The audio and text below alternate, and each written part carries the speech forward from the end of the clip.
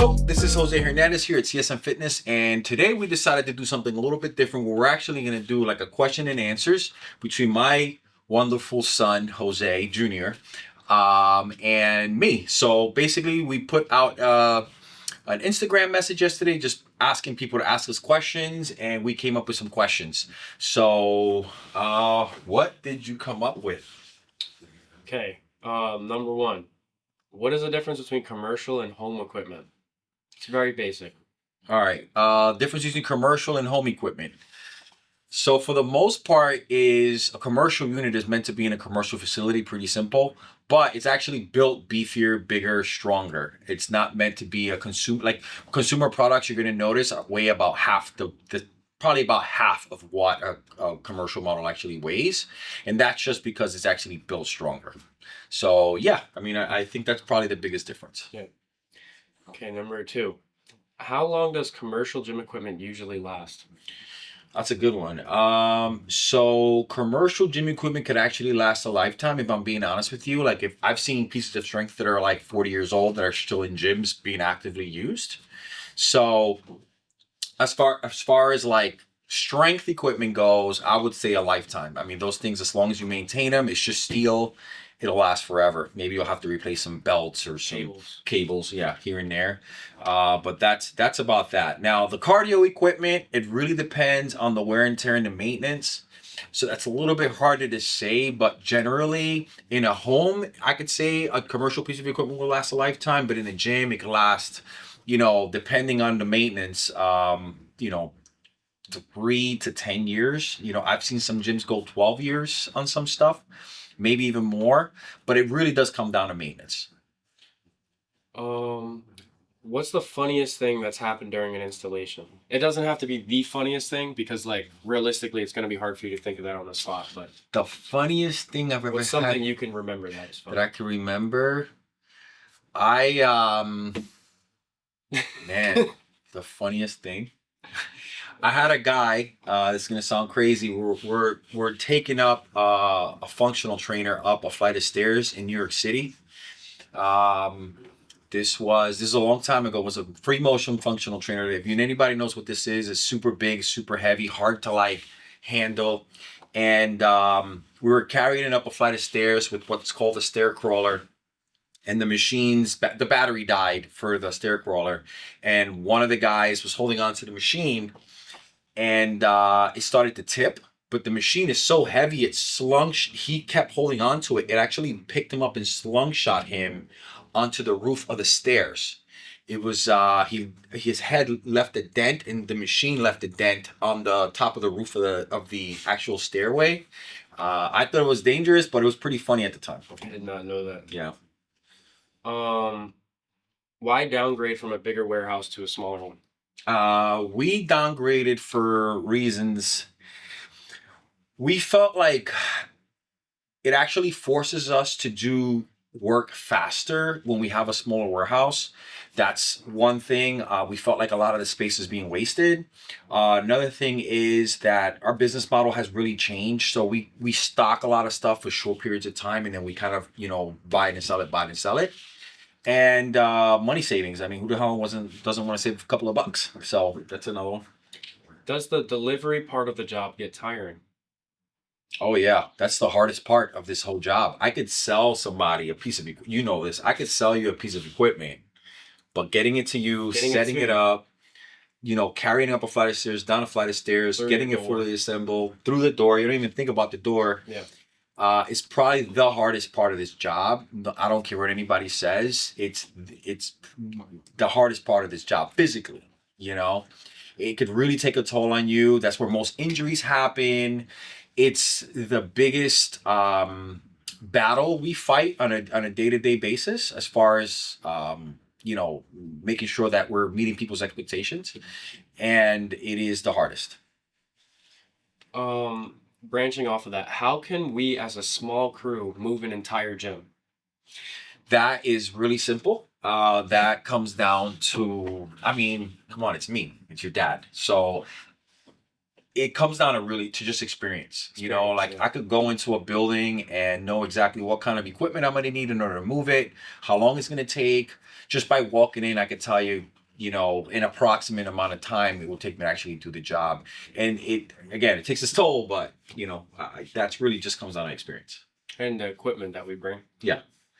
Um, how how did fitness equipment become such a big part of your life?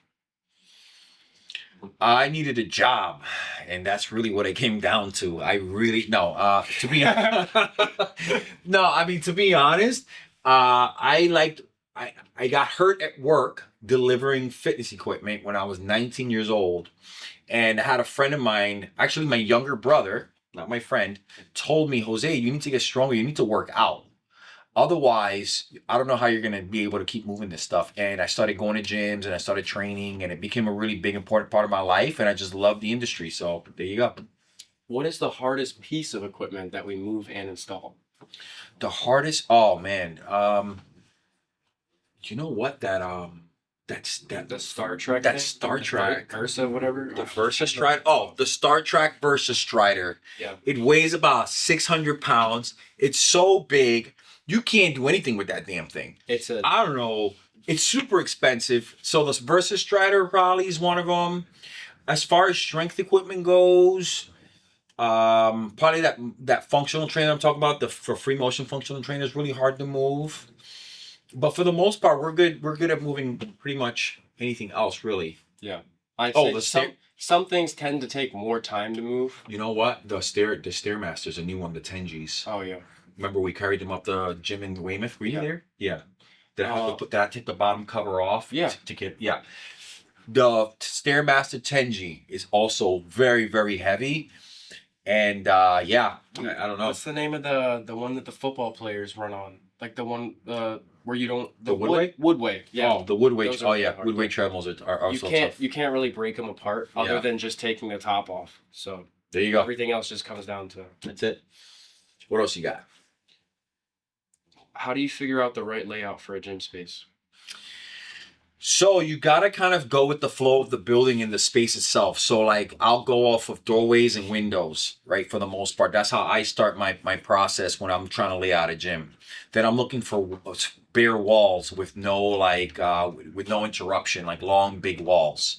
I think that once you know where the light is coming from, then it kind of gives you the idea as to where you want to put your cardio, like which way you want it, whether you want it facing in, whether you want it facing out. That kind of gives you an idea.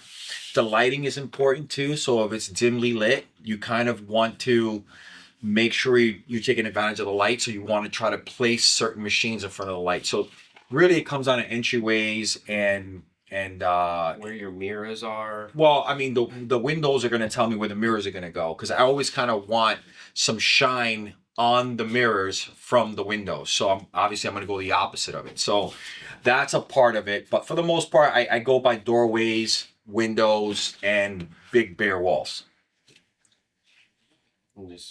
I'll find that.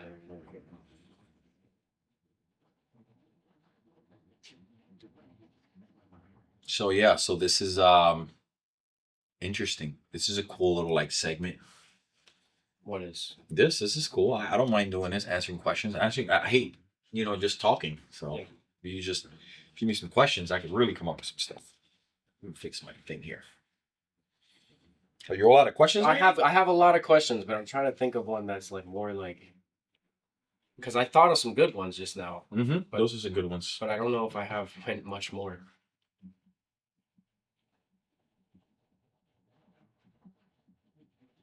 What's your favorite piece of equipment that you would put in your own home gym? My favorite piece of gym equipment. It depends. I mean, it's like cars, right? Like I love them all. I love all fast cars. I don't care what engine's in them. I just want to go fast. I don't care if they're supercharged or turbocharged. I don't care if they're all motor. It's kind of the same thing with gym equipment. But if I had to just pick one piece that I have to live and die with, probably I would go with some sort of functional trainer. So I would probably go with like a body core universal trainer. It's so versatile. I think I'd go with something like that. Like just, universal trainer.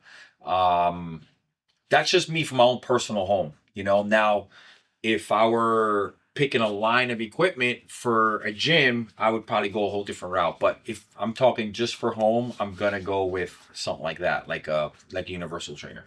What has this business done for you personally? I've been able to do that's a crazy question. All right, so my son um was he was born of this life.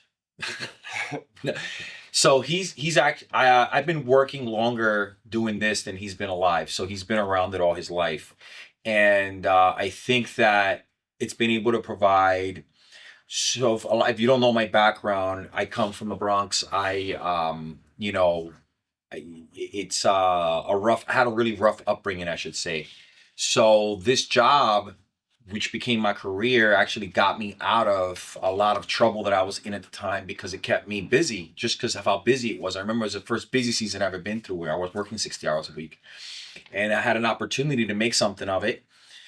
And now, all these years later, it's been able to provide me with providing for my children, homes, cars, vacations, like everything I ever wanted out of life, I've been able to get out of selling gym equipment. So, um, that's that, but also like it's very fulfilling to be your own business owner and um, working on your own stuff. I mean, not that I've always been a business owner, but I've worked for a lot of small businesses throughout all these years, and to me, there's nothing like working for a small business. I think it's great. You get to know the owner, you get to know the customers, and you don't get just kind of like swallowed up by some big conglomerate. I've done both at this point, and to this day, what other company can I go and bring my son up and say, hey, like you're gonna start selling treadmills for a year? I mean, he's on a break right now. He might go back to school. We don't know, but he took a break off of high school. He graduated high school, and here he is. He's pushing treadmills and helping me with some content today. So it's very gratifying that I could work with my son, that I've been able to work with a lot of wonderful people throughout the years, and yeah, I think it's been great. I'm blessed, to say the least. I'm blessed. You feel blessed? Yeah, you're the one that did all the work. Shut up. Well, not just me. Trust me. Think about it, Craig. Craig, yeah. Think about how many years he put in. It's crazy. All right, what's next? Anything else? Do you want to do another one? Let's do one more. I have one more. Yeah, why not? I don't know where I put it. What's the most expensive? What's the coolest gym we ever went to? Or the coolest gym you ever went to? Because I've been to some pretty cool gyms, but I know you've been to some cooler gyms than me. The coolest gym that I've ever been to. All right, I'm going to give you two gyms, right? I'm going to give you a modern one, and I'm going to give you an older one. So back in the day in New York, there was a gym that was actually put in a church where, what the hell was the name of it? It was called, David Barton's Gym in New York City. And it was an old church. And I went there and installed equipment, and it was like a club, and it was actually the Limelight. It was a club before that, and it was freaking amazing. It was something like I've never. Check it out. There's still pictures of it online. Yeah. Really cool. It's crazy, right? This is really cool looking. Yeah, that's David Barton right there. Yep. I know the guy's opened up gyms in I think in Vegas now. He has a couple of gyms. I don't really know, but what an amazing gym. Like that guy could put a gym together. Like you want to go there and hang the hell out. Like it's crazy. Like you can't have a DJ DJing in the middle of your set because it's just like his gym is like it looks like it's straight out of a movie. Yeah. Like when there's a movie scene, somebody's in a gym somewhere. It's his gym. So I think that, and then over the last few years, probably the coolest gym I've been to was probably Fusion Gym in Pennsylvania. Really cool, really big. I don't necessarily like the equipment there, to be honest. It's all like, no brand Chinese stuff for the most part. But the green stuff, yeah. But that gym is amazing. The vision, The only thing I would change is the equipment, if I gotta be honest. But everything else about it is beautiful. I mean, when you walk into the damn gym and there's a freaking Lamborghini hanging out like in the lobby of this white marble wall, like it just, the basketball court, the sheer amount of equipment they had, I should say, the outdoor workout space was amazing. So that was a really cool gym. And then I'm also gonna say, if I have to pick some of the best gyms, Lifetime and Equinox. I've never been to one and been disappointed. So those are just kind of like staples. So there you go. Okay. Well, that's probably the last question I got. All right, cool. So we do free gym assessments. So if you want to ever, if you ever want to, talk to me, feel free to click on the link down below. If you want to obviously follow our YouTube, I think it's a cool little way to like stay in touch with us. Or if you ever want to learn anything about gym equipment or the gym equipment business, feel free. But we do a free gym assessment. It's free. It's absolutely free. It's 30 minutes. I basically go through whatever project you're working on. I'll give you my advice, and then we go from there. All right. So to the next one. Peace out. I'm out.